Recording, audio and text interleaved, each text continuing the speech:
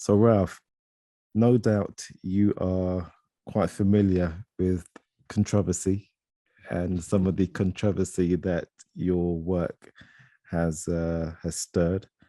I had a number of conversations and questions from a Church of England priest, bishop, who has asked me to ask you a number of questions, hopefully leading up to the two of you having a discussion on the channel. So his first question is, do you see the Bible as the word of God? No, most definitely not. Firstly, because I don't believe in a God in the traditional sense. Obviously, I believe in a being, otherwise I could not be a Mason.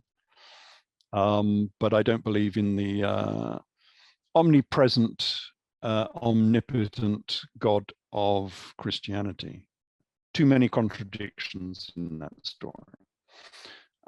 So all I believe in at present for this story is the actual history itself. So the history of the Jews in Egypt, which I think is true again. They were the Hyksos, we've discussed this, and the Jews in Judea in the 1st century, which is true. I think it was a history of the Jewish revolt, as we've just talked about. And so it's a true history of the region. But it's not the word of God. It's very much the word of man. And it's the word of man that's been changed somewhat. It's been changed by the actual authors who were not writing true history. They were writing a biased history because the main influencer on this was Josephus Flavius, who had a Roman bias, and therefore the Gospels had to be pro-Roman. And it's had later not just amendments, but reinterpretations by the Christian clergy, who have reinterpreted. When they translated it into Latin and into English, they have made various interpretations which are not necessarily correct interpretations. So it's very much the work of men who were trying to promote one particular philosophy. So you say that you would say that this is a book of history. Yes. Well, I would amend that to say that it's history covered with fairy dust. What it is, it's the same story that Josephus Flavius was writing about the Jewish revolt. It's identical to that story, but it's been trivialized and covered with fairy dust. So it's not going into the heart of the history of that era. It's giving a very broad brush account of the leader of the Jewish revolt, who was the Jesus character. He was King Esus Manu of Edessa. And Rome didn't want anyone praising the leaders of the Jewish revolt. They had just started a revolt against Rome, caused many deaths, caused the destruction of Jerusalem, caused upset within the Roman Empire. And the last thing Rome wanted was anyone praising or venerating the leaders of the Jewish revolt, who were very famous at that time. Everybody knew who the princes and kings of Edessa were at that time. And so the word went out to the main author of these books, which was Josephus Flavius. You can write about this because we want a history of this Jewish revolt. It was commissioned by Rome. Josephus Flavius wrote this for Emperor Vespasian. It was Vespasian who paid for it. But he wanted it to be pro-Roman, and therefore he wanted everything, all details about the Edessan monarchy and Edessa itself wiping clean from that story. So if you read the works of Josephus Flavius, the secular works, Edessa and the Edessan monarchy is never, ever mentioned. And within the gospel story, which is the spiritual version of the same story, again, the identities of these people had to be covered up. So instead of calling him Esus, they call him Jesus. Instead of Esus, Emmanuel, sorry, instead of Jesus Emmanuel, they called him Jesus Manu, to cover up who these people were. So you didn't know this guy was a prince and a king of Edessa. But the story is there. If you can peel away the layers of Roman bias, and if you can peel away the layers of the fairy dust that has been put on the gospel story, the story is there. It's the same secular story about the Jewish revolt. That's why Jesus was crucified wearing a crown of thorns and a purple cloak. The crown of thorns was the traditional crown of the Edessan monarchs, and the purple cloak was the symbol, the primary symbol of the Emperor of Rome. The implication being that the Jesus character wanted to become, he was a pretender to the throne of Rome. And that's why Rome got involved, because he was a rebel trying to sit on the throne of Rome, which was empty at the time, of course. It was open to whoever could sit on it. And that's why they crucified him while wearing a purple cloak, because he was a pretender to the throne of Rome. And that's why the story was written in the fashion that it was. So if you believe the Jesus character to be real, why do you not follow the actual religion attached to the character? Because he was a secular individual, not the religious character that the Christian community want to make out. Now, of course, he was the son of God, because all of the Egyptian pharaohs were sons of God. Even a lot of the Roman emperors became sons of gods. That was just normal for a person in his position, that he would be called a son of God. But that doesn't mean that he was a literal son of a god, if you believe in a god. And I don't believe in a god of that fashion, who can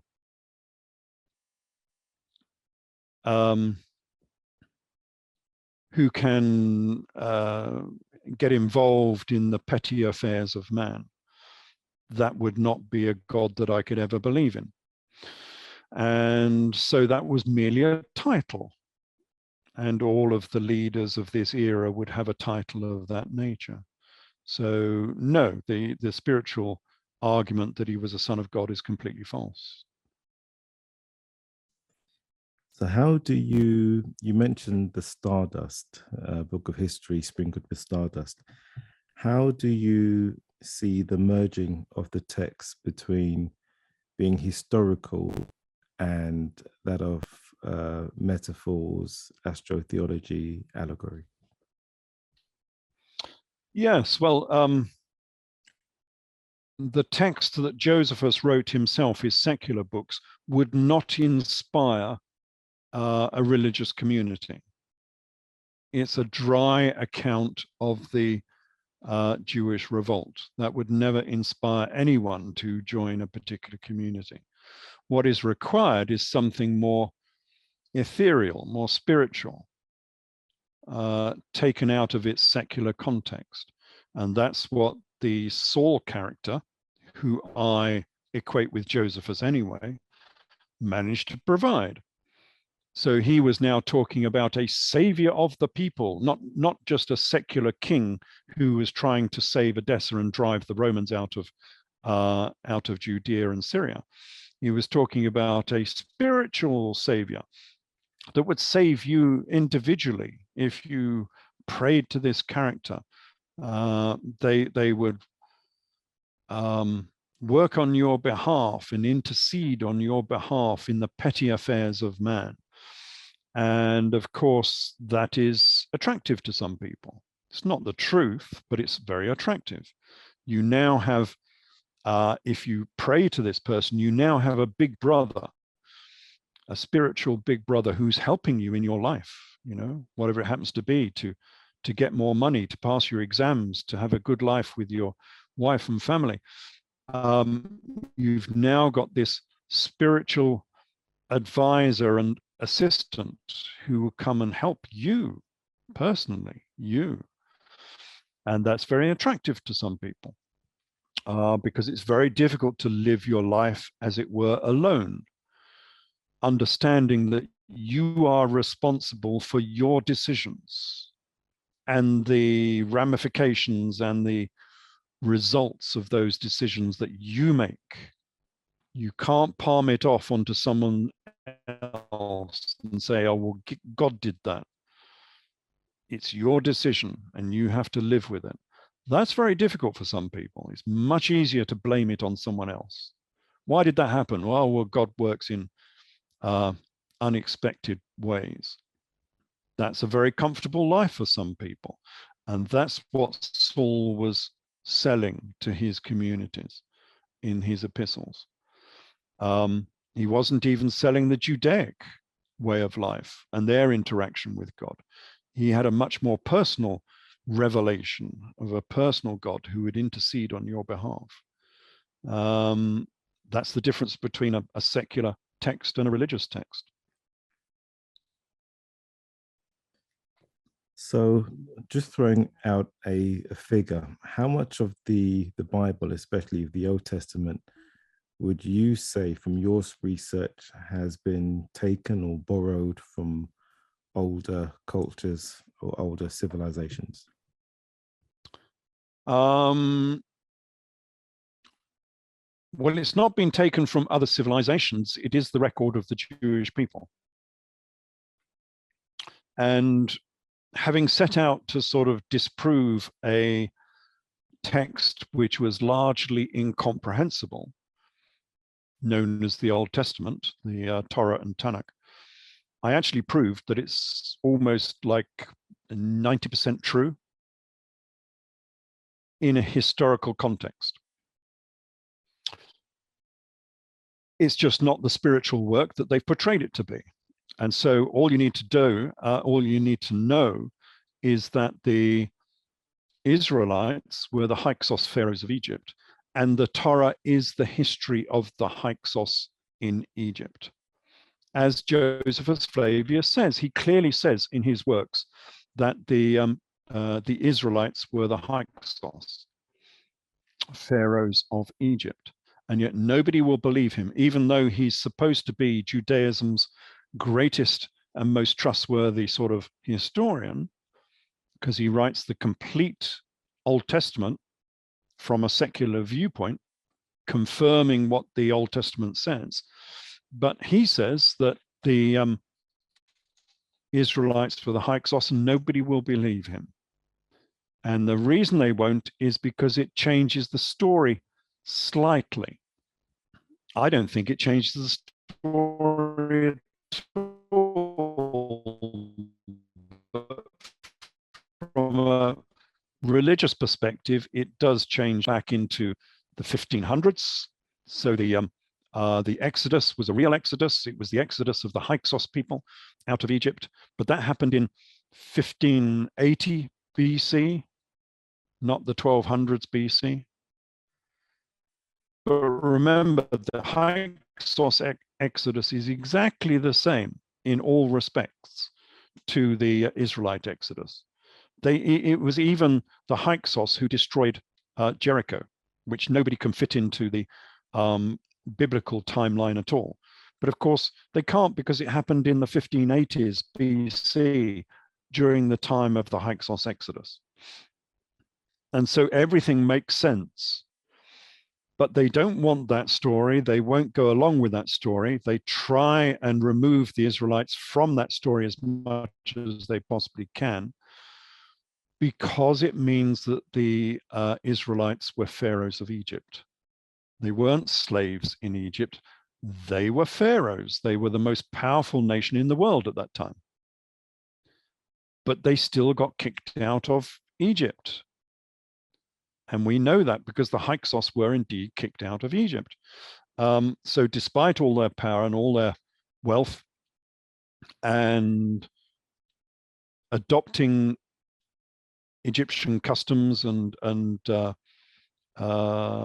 Egyptian religion, they still managed to get kicked out of Egypt on the great Hyksos Exodus.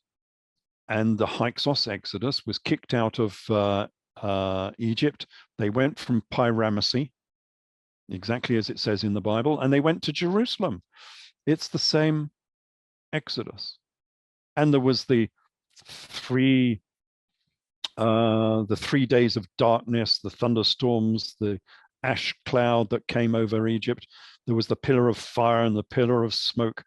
There was the parting of the waters that happened during the Hyksos era. It was a great tsunami, which has been proven to be true. It all happened, but it all happened in about 1580 or BC. And they can't accept that because they don't want the Jews to be pharaohs of Egypt for whatever reason. They are playing the victim card, which lots of nations do.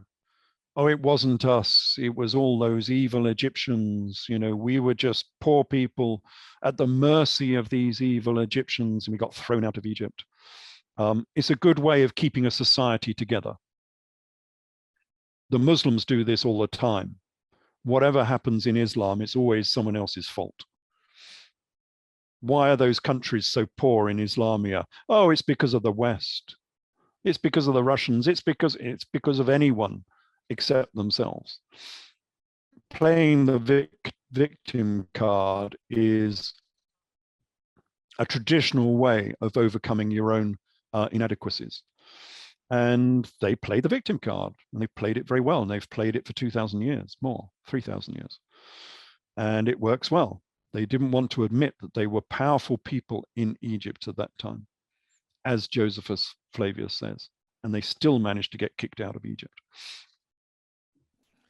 So given the billions of people that follow the Bible, why do you think the Bible has been so successful as a holy book compared to other sacred books? Well, it wasn't successful as a Judaic history. Judaic history, you know, the Jews today are still only about, 15 million people. It's a very select little group because they would not preach to the Gentiles. It was Saul that went out and became the apostle to the Gentiles. It was Saul that opened up this religion to the Gentiles, to the Romans, and secularized it, but certainly Gentilized it. So he disregarded all of Mosaic law, disregarded circumcision, all of those shibboleths of the Jewish religion, got rid of them all, and just had this central character that you had to venerate, the Jesus character. And that made it very accessible. And it made it very attractive. You now had this helper, as I was saying before, this spiritual big brother who would come to your assistance. That was very attractive to people. And it became successful because it was successful as a political tool. A religion is nothing if you cannot spread that particular religion. If you're in a monastery or you're a sage in a cave, well, you will remain a sage in a cave unless you can perhaps evangelize that religion, unless that religion has some meaning and sense within society, unless it becomes successful within a society. And Christianity was very successful. It promoted a work ethic, which Islam does not do. Islam took a completely different methodology. Christianity said, God expects you to work hard. And therefore, regions that adopted Christianity became successful because they had good workers. And therefore, you can spread your religion much easier if you're in a rich and wealthy society. And that happened in a lot of the Christian lands. They became rich and wealthy. Islam took the opposite view, that if you just rape and pillage, you will become successful. which they did. And so Islam went on this great crusade across what had been Roman lands, Christian lands. Because remember, all of Syria and Iraq and all of North Africa and all of modern Anatolia was all Christian before the Muslims came along. And they pushed through that era, that area, like lightning, like a whirlwind. They went through the whole of that region in sort of 50, 100 years, taking over all of those lands and becoming very successful because they raped and pillaged and took all of the wealth out of those lands and became very successful. But of course, rape and pillage only lasts for a certain amount of time. You're gonna run out of money. Dare I say, it's like the modern view of socialism, communism. Socialism and communism work brilliantly until they run out of other people's money. And Islam did the same. It was successful until it ran out of other people's money. And then when you have a religion that promotes predestiny, so you can't change anything in your life, so why bother trying? If your life is predestined, you can't change it. So what's the point? You know, what's the point going out there and get a better education or a better job if your life is predestined? And they also promoted the idea that God would look after you whatever happened. Well, why bother working? There's no point working if God is going to look after you, whether you work or not work. So it was, how does Churchill describe it? A slovenly religion that leads to decay because it has no work ethic within itself. The only reason that Islam actually survived and prospered during the during what was known as the golden era of Islam is that they had slaves. They called them dhimmis, and the dhimmis were the Christians and the Jews and the Sabaeans and all of the non-Muslims who did the work for Islam and paid all of the taxes, the jizya taxes.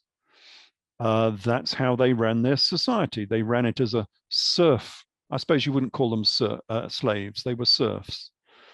It was a serf society where all of the unbelievers did the work, while the Muslims kept the army and the the police force and the aristocracy and the administration. Well, not all the administration. A lot of the administration was done by Christians. What do they call them? The Janissaries. Within the Ottoman Empire, they didn't trust any Muslim to be in control of anything. And so they used Christians. So they had these eunuch Christians, which they put in positions of the administration. Janissaries, I think they were called, because they didn't trust their own people not to be totally corrupt. But that's why Islam failed in the long term, because you cannot maintain a society if you don't have a work ethic. And that's why at the time of the Crusades and later, the whole of that society broke down. If it wasn't for finding oil in the Middle East, they would still be, nomadic societies with a few flea-bitten camels. So I'm not sure where we started with this topic. How was it successful? Well, that's how Christianity was successful.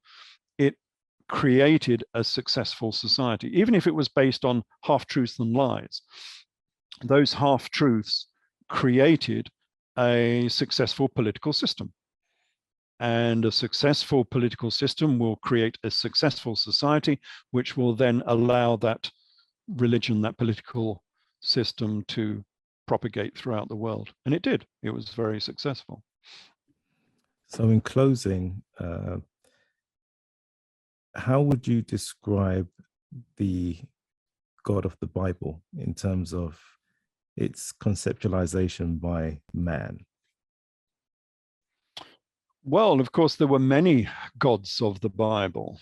This is the big unspoken truth of Judaism and Christianity. King David and King Solomon made temples to many gods.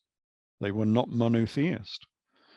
During the Exodus from Jerusalem in the 6th century BC, after the Babylonian invasion, the people who were fleeing from Jerusalem with Jeremiah, the mad prophet, they worshipped the Queen of Heaven,